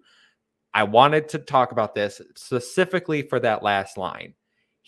Phil Spencer thinks PlayStation is going to give you day one games into their Game Pass competitor. And Ethan, you look like you're chomping at the bits. So what are your thoughts?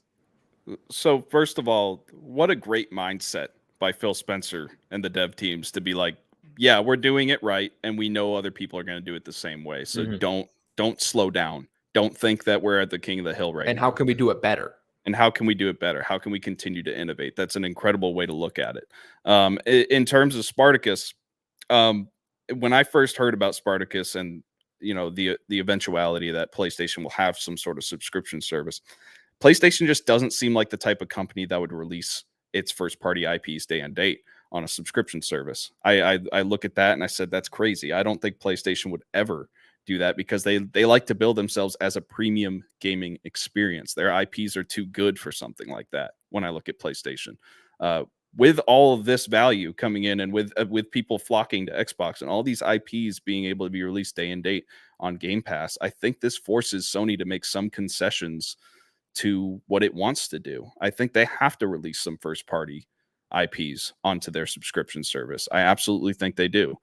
You have to have a God of War Ragnarok on Spartacus to make it worth the $15 that you're going to charge people a month. You have to put on Horizon. What is the new one? Not Zero Dawn, but something West. Forbidden West. Forbidden West. Yeah, you have to put a Horizon Forbidden West on Game Pass or on a Spartacus day and date to make it worth paying the $15. Because I think people are going to look at the value at Xbox, say I can pay $15 and get 60 games a year for free.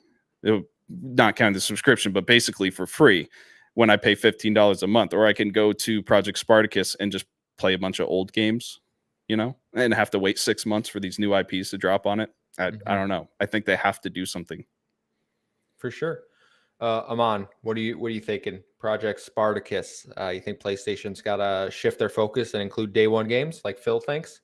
I highly doubt that's going to happen anytime in the near future. PlayStation games, again, they cost a fortune to make. God of War cost like $300 million. The Last of Us Part 2 cost nearly $500 million. And PlayStation does not have the deep pocket Microsoft has. So I don't think they would profit off from it. Even Jim Ryan has stated in multiple amount of times that I don't think Game Pass is profitable. So yeah, definitely not any time in the near future. Maybe later down the line, but right now, hell no. What about you, Garrett? We got two sides of the coin here. You're going to be the tiebreaker. Oh, it's impossible, man. Their business model, they can't do it.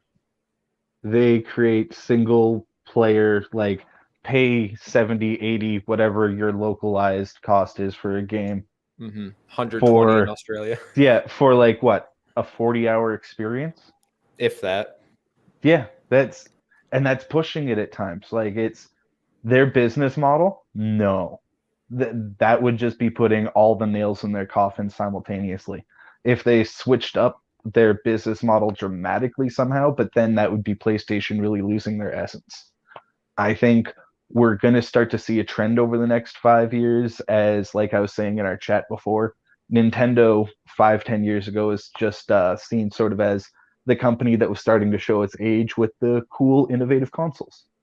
I think 10-15 years from now, when we all got a flash stick in the back of our TVs and we're in some Microsoft metaverse, you'd be like, hey, do you guys remember PlayStation? Those guys who did the crazy single player experiences? Yeah, they just couldn't adapt with the times, huh? Nope. And then back on with the Wow. goggles.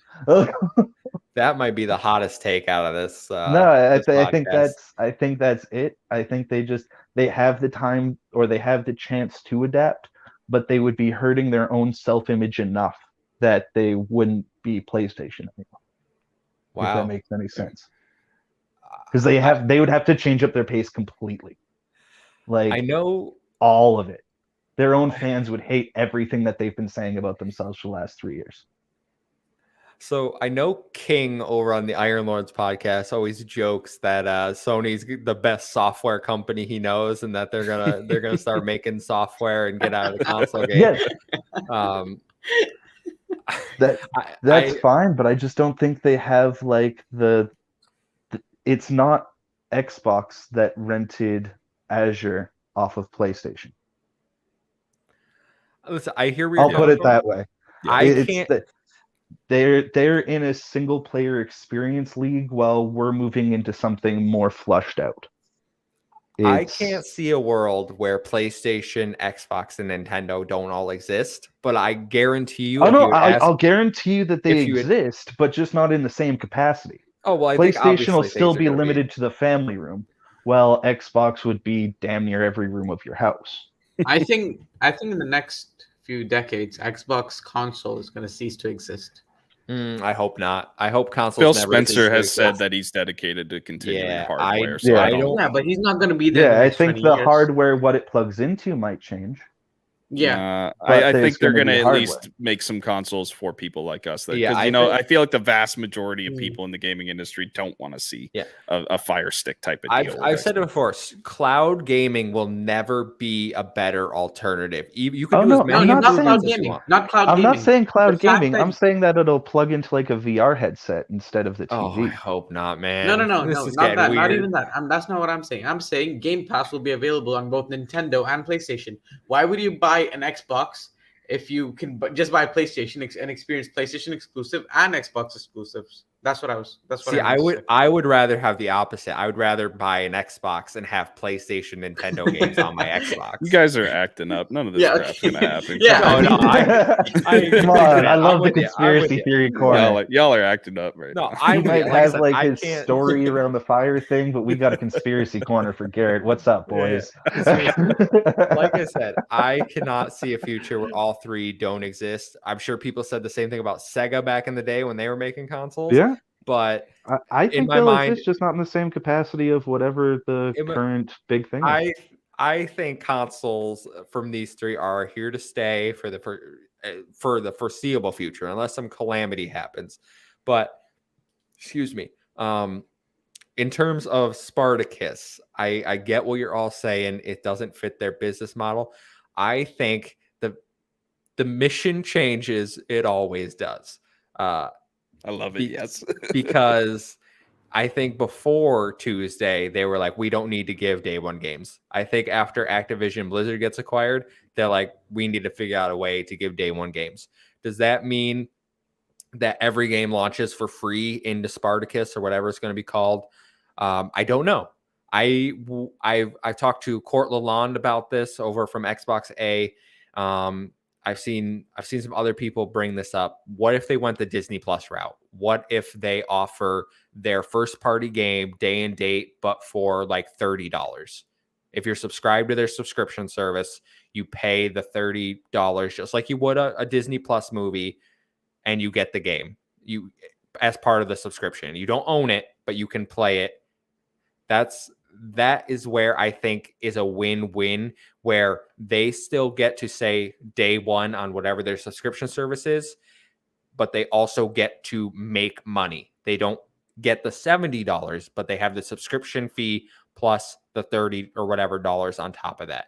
That, to me, makes the most logical sense of how everyone comes out of this looking the same or looking good. And it's a win. It's a win for the consumer, because consumers don't want to pay the $70. There will be people that do, because they're the people that like, I want to play on discs or I want to own the game. Which I personally don't care. Once I play it, I'm done with it. Like, goodbye.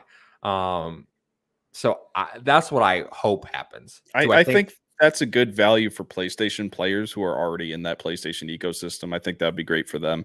But from the perspective of someone on the outside looking in, deciding, someone who's not really loyal to any of these consoles, deciding whether they want Xbox or a PlayStation, even if you have those deals with PlayStation, I don't see how they could possibly market it as the same or better deal than Game Pass. I mean, you're looking at Game Pass day and date releases for first party titles on both PC and console and cloud. And then you look at PlayStation, it's like, hey, pay an extra $30 and you can play it on PS5 only. Like, it's hard to market that. Well, it really is. I think that's a good point. I think it would have to be available to stream at least on PC. You at least can stream it on PC, because PS Now is available on PC right now. You can stream PS Now. We know that Sony has told retailers stop selling PS Now cards. So whatever this new service, it's coming. PS Now is going to die soon. PS Plus, whatever subscription service is going to come. They need to make everything downloadable on the console, but they also need to improve the catalog, for one, because PS Now is an awful catalog. I know I've seen people argue with me. It's a bad catalog. I had for 3 months. It's not worth the $10 a month for sure. Combining it with PS Plus, making the catalog better. Exclusives don't even stay there for that long. No, there's a few in there, but they're ones that are on the PlayStation collection. So if you have a PS5, you get them free if you have PS Plus. No, like Horizon came on there for like 3 months and then it left. Like, why? Yeah, The Last of Us 2 came on there for like 3 months. Yeah, like, what was the point of that? At least have your exclusive stay on there for. No, I definitely think PlayStation, as I said in the chat, their rumored tier system where they're like, you can get back compat for the tier 3, whatever they were gonna the highest cost. They need to sit down, take a good hard look about like, what can we afford to do, what makes sense. And for me, this offering the game at a premium subscription model like that makes sense to me. But we'll wait and see. It's coming very soon. All right, guys. Anything else on Spartacus before we move on? Not for me. No. All right, show's winding down. It's been a long one. It's been a good one. We appreciate everyone in the chat showing up, hanging out. Like I said, make sure to like, share, subscribe. We appreciate all of you. If you want to support us more, we have a Patreon, patreon.com/Project XTalk. And now I'm done shilling. Story. No, you're not. Story number 3, and our last story for the day, is just Game Pass update. We've had 2 heavy topics, so we're going to keep it light with your second Game Pass update for January. As we do twice a month here, we let you know what games are coming to Xbox Game Pass so you can plan your gaming accordingly. Xbox Game Pass saw Danganronpa Trigger Happy Havoc Anniversary Edition shadow dropped into it Monday night for cloud, console, PC. Nobody Saves the World, the newest game from Drinkbox, the Guacamelee developers, and which I highly recommend, as does most of this panel, is now available on cloud, console, and PC. That is an Xbox exclusive. Go support it. It's fantastic. Available today, January 20th, is Death's Door for cloud, console, and PC. Also, another amazing game. Probably the best indie game last year. Go support that one as well. I literally play these games. Also today, Hitman Trilogy for cloud, console, and PC. Man, eating So good, cool. eating good. Rainbow Six Extraction for cloud, console, PC. Rainbow Six Siege for PC. Go play Extraction. It's way more fun than you think it is. Trust me. Windjammers 2 for cloud, console, and PC. Paparazzi for cloud, console, and PC. And on January 27th, Taiko no Tatsujin, the Drum Master for console and PC. Guys, I'm gonna throw this out there right now. I've sang the praises of Nobody Saves the World, Death's Door, but I'm gonna jump into Paparazzi. I'm gonna take some pictures of dogs. That game looks adorable. That's an easy 1,000 gamer score. That's why you're playing it. So, man. I hope you're trying to get ahead of me this gamer month. score That's what is- you're doing. You're trying to get ahead of me competing this month. again? Oh, I'm competing. Ethan's killing me, right? I'm competing. second. What are you at? I think about 4,000 this month. Yeah, right you're now. like 4,000 something. You're 4,000. Wow. Yeah, you were like Yeah. 1,000 ahead of me, probably Okay. more now. And then Okay. Mr. Boomstick is always right behind me. I can't get. But yeah, Paparazzi is a game where you take pictures of dogs doing things, sleeping, doing tricks on skateboards. It looks adorable. I'm gonna play the hell out of it. Any of these games that isn't Nobody Saves the World. Speaking to you, Ethan. I mean, like I said at the top of the show, Extraction. I went into it skeptical. I'm not a huge Siege fan. And I was like, it's just going to be another Ubisoft FPS, whatever. I was very, very pleasantly surprised. Just give it a shot. It's probably not going to be for everybody. There's no PvP. It's PvE all the way. 3-man teams going in and killing aliens and finding nests and doing different objectives. Like I said, I really like the operator mechanic that they have with their health and how they can go MIA. So I definitely recommend at least jumping into Extraction and playing a couple matches just to check it out. I think you'll be pleasantly surprised by it. Aman, any of these speaking to you? And I know there's a Hitman. I know you love Hitman. Since you guys have praised Nobody Saves the World, I'll probably check that out over the weekend for sure. That's Door, amazing game. It was in my top 10 for last year. Hitman, fuck that series. Thank God IO Interactive is moving on. God, you're wrong. and yeah, that's all. So, no Paparazzi for you, huh? I see. More of a cat person. yeah. Garrett, what do you look making of this list? All but Paparazzi.